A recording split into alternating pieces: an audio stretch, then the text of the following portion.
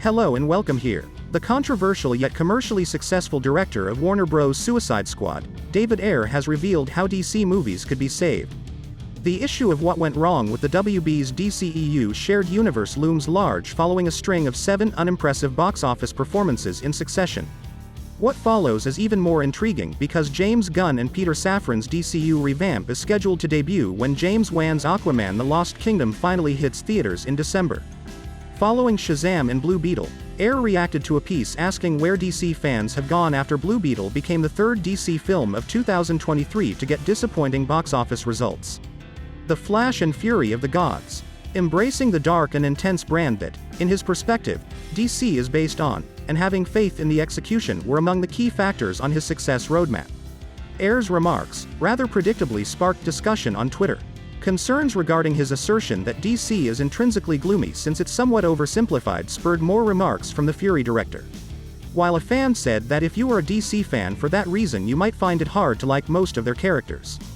Bar a few characters like Watchmen or Batman, who a lot of the time isn't even that dark or intense, most DC characters are lighthearted. He replied that it's important to have both light and dark interacting together. Symbol for drama is happy mask, sad mask.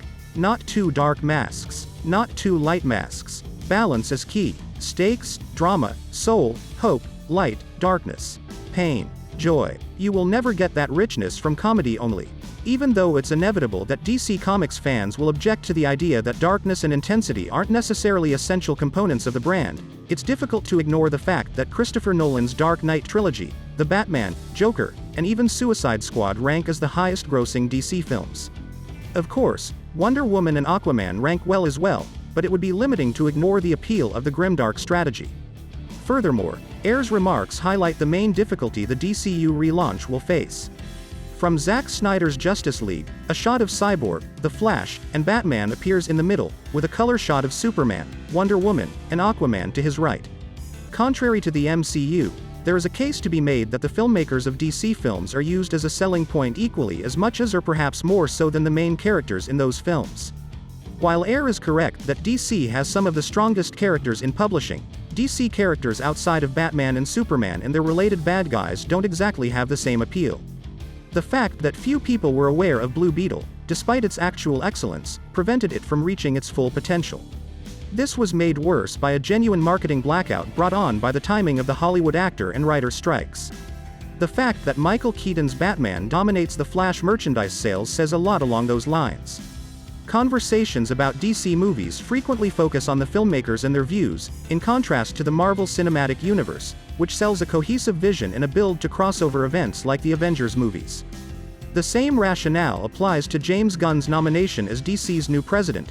If you check on social media, you'll see that people are talking about how he and partner Peter Safran will save DC, not how awesome it will be to make a movie about the Authority. Of course, a lot of it grows out of the undeniable appeal of the Snyder brand, but it's nothing new. Nolan's Batman trilogy benefited greatly from his rising fame, and Matt Reeves' interpretation of the Batman also capitalized on his directional vision. Ayer is dead on in saying that WB and DC studios must follow that pattern.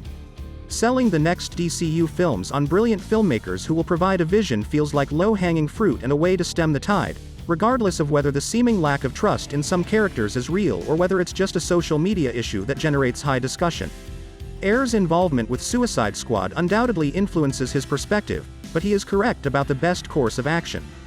Please like this video and subscribe to my channel. See you soon.